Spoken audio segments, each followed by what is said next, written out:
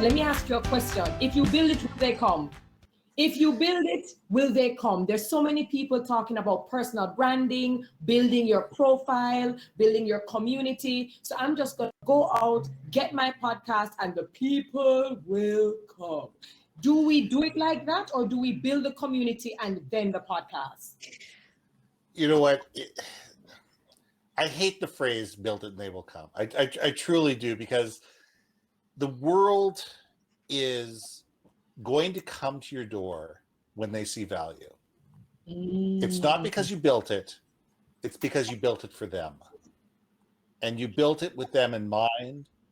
You built it for a very specific audience with very specific needs, very specific wants, and you're going to solve a problem for them.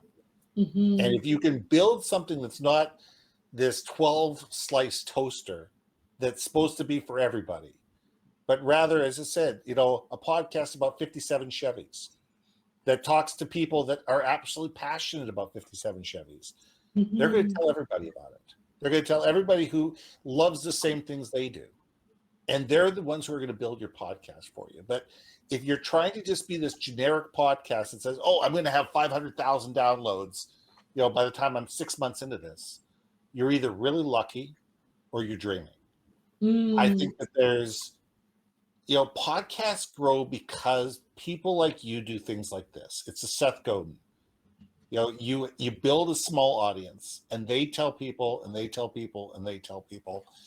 But it's done because of the hard work. It's because you show up week after week after week, and you just give.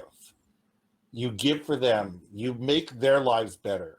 You give them stuff that they didn't know that they needed. And you sit there and make that. So, it's not about, I'll build a podcast and everybody will show up.